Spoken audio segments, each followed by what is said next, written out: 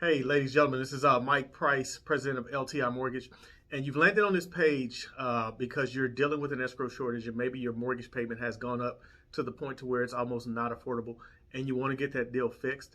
The easiest way to fix an escrow shortage is basically just to refinance it and reset it, rebuild your escrow account up to the point that it's accurate so you're not having to deal with those increased mortgage payments. In a lot of scenarios, what's going to happen now, especially with rates being at the point where they are, you're going to end up lowering your interest rate and lowering that mortgage payment lower than what it was before your taxes increased.